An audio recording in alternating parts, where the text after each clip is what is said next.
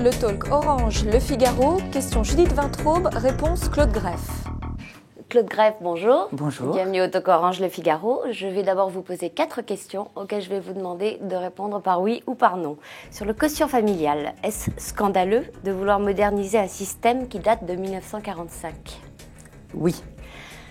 Les allocations familiales doivent-elles être soumises à des conditions de ressources ? Non. Éric Cantona a-t-il raison de dire que le logement doit être au cœur du débat de la présidentielle ? Oui. La promotion de Guillaume Pelletier, ancien du Front National, à la direction de l'UMP, vous choque-t-elle ? Non. Alors vous m'avez répondu non, oui, c'est scandaleux de vouloir moderniser un système qui date de 1945. Je vous propose d'écouter sur le même sujet Jean-Marc Ayrault, le patron du groupe socialiste. Il faut mettre de la justice. Plus vous gagnez d'argent et que vous êtes imposé sur le revenu, et plus l'avantage du quotient familial vous favorise. Il n'y a pas assez de justice en direction des familles populaires, les familles des classes moyennes. Alors, est-ce qu'il y a un problème de justice ?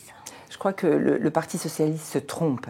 Il est en train d'opposer les pauvres et les riches. Et il oublie une catégorie de la France qui est essentielle. Je parle bien sûr des classes moyennes. Aujourd'hui, est-ce que M. Ayrault se rend compte qu'avec leur proposition de supprimer le quotient familial, lorsqu'il a 2 enseignants qui gagnent chacun 2200 € par mois, qui ont 2 enfants, c'est-à-dire la moyenne française, eh bien, ce couple d'enseignants va perdre 915 € par mois. Donc aujourd'hui, par la politique familiale, nous nous occupons des familles les plus précarisées, les familles monoparentales qui sont à plus de 19% aujourd'hui. Nous nous occupons des classes moyennes et des familles qui ont 2 enfants, puisque c'est le résultat de notre politique familiale, grâce au dynamisme, à la volonté du président de la République qui a maintenu ce budget, plus de 100 milliards d'euros, c'est-à-dire 5% de notre richesse, alors que dans les autres pays européens, c'est 2,5% de la richesse. Eh bien, grâce à cela, nous avons 2 enfants par femme et 85% des femmes travail. C'est ce que nous voulons. Moi, c'est ce que j'entends. Les Français me disent cela. Nous voulons une politique familiale qui nous permette et de concilier vie familiale et vie professionnelle. Alors aujourd'hui, la droite est unie contre la proposition de réviser le quotient familial, mais la question familiale a aussi semé le trouble à l'UMP, notamment quand Bruno Le Maire, qui est chargé du projet du l'UMP, a proposé une allocation dès le premier enfant, ce qui correspondait d'ailleurs à une promesse du candidat Sarkozy en 2007, en contrepartie d'une fiscalisation des allocations. Il avait tort ? Alors, la politique familiale aujourd'hui porte ses fruits, c'est ce que je vous ai expliqué, tant vers la natalité. Je voudrais que vous répondiez à la question précise. Il n'a pas eu tort, oui. Il n'a pas eu tort. C'est le fruit même de l'UMP, c'est-à-dire un lieu où on discute, où on fait des propositions. Mais aujourd'hui, la proposition qui doit répondre à la demande des Français, ce sont les nouveaux modes de garde. Plus de modes de garde sur le territoire français et des modes de garde répartis. Donc on laisse tomber complètement la promesse du candidat Sarkozy de 2007 de donner une allocation dès le premier enfant. Le président Nicolas Sarkozy a compris quels étaient les besoins des Français. Ça n'est pas les allocations dès le premier enfant. Les Français, puisque je vous rappelais, 85% des femmes travaillent. Elles ont besoin des modes de garde. C'est pas les 100 ou 150 € supplémentaires dont elles ont besoin. Elles ont besoin de modes de garde. Vous parlez de modes de garde. Autre promesse du candidat Sarkozy en 2007, un droit opposable à la garde d'enfants. Ça aussi, c'est passé aux oubliettes. Ça n'est pas passé aux oubliettes. La demande qui était faite, c'est qu'il y ait davantage de modes de garde. Le président de la République, dans la convention d'objectifs et de gestion qu'il a fait avec la CAF, en amondant un budget considérable, plus de 2 milliards d'euros, eh bien aujourd'hui, les 200 000 solutions de garde supplémentaires sont en passe d'être atteintes parce qu'il a été force de proposition, parce qu'il a incité les entreprises à s'investir dans les modes de garde avec le crédit impôt famille. Je précise que droit de garde opposable, c'est comme le droit au logement opposable. Ça veut dire que vous pouvez saisir les tribunaux administratifs si vous n'arrivez pas à faire garder votre enfant. Ça, il n'en est plus question. Il n'en est pas question parce qu'aujourd'hui, ce que demandent les familles, ce sont des modes de garde. Ce n'est pas une procédure pour judiciaire. Ils veulent des solutions. Ils veulent des modes de garde pour garder leurs enfants en toute sérénité et permettre à leur vie de pouvoir être gérée de façon compatible entre vie familiale et vie professionnelle. Alors, il y a une autre polémique qui agite l'UMP en ce moment, c'est celle sur la TVA dite sociale.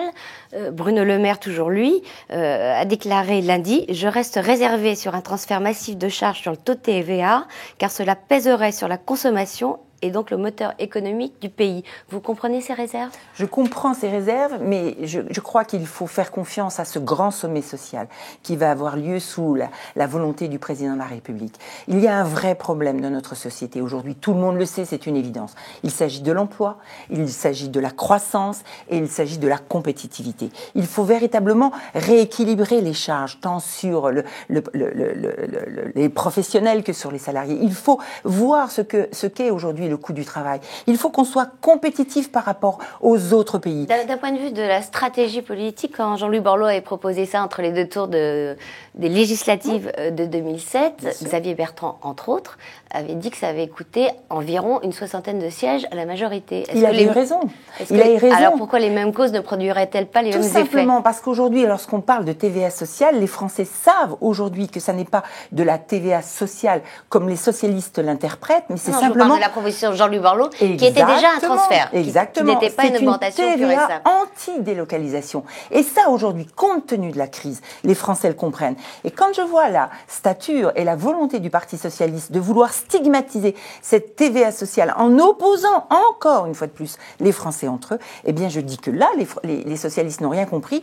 La situation économique de notre pays a changé. Les Français ont besoin d'emploi, ils ont besoin d'être rassurés, ils ont besoin vraiment d'avoir une compétitivité avec les autres pays, donc ils ont besoin d'avoir cette action. Et le sommet social leur apportera, j'en suis sûre, la réponse. Tout autre sujet, vous êtes député d'Indre-et-Loire depuis 2002. Est-ce que vous comprenez les réactions suscitées par les parachutages de Claude Guéant dans les Hauts-de-Seine ou de Charles Becbédé dans le 12e arrondissement parisien?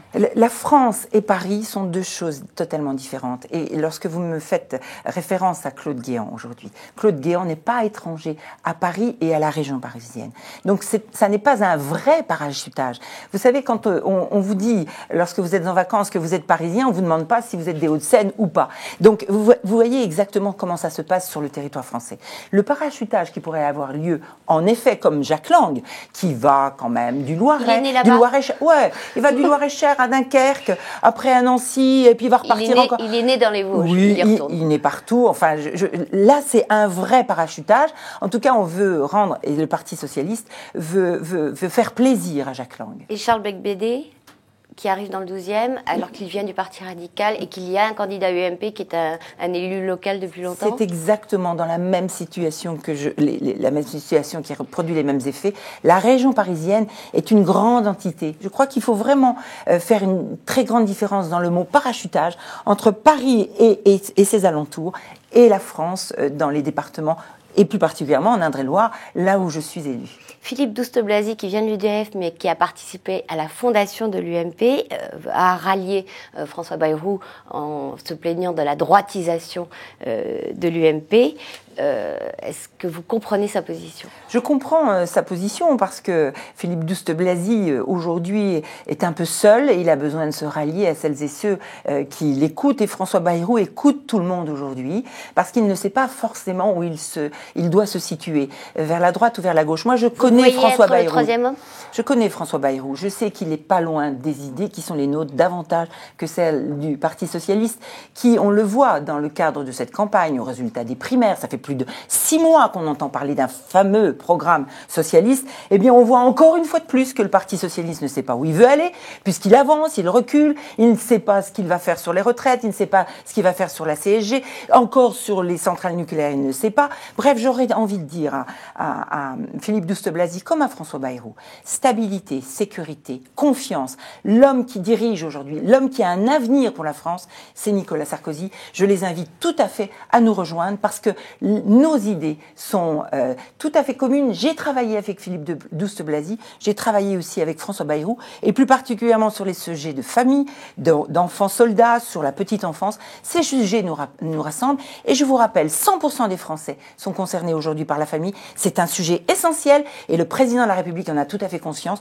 puisqu'il n'a pas réduit le budget de la politique familiale française. On verra si Philippe Douste-Blazy ou François Bayrou ont entendu le message. Ça n'en prend pas le chemin. Claude Greff, je vous remercie. Bonsoir. Et à demain pour un nouveau Talk Orange Le Figaro.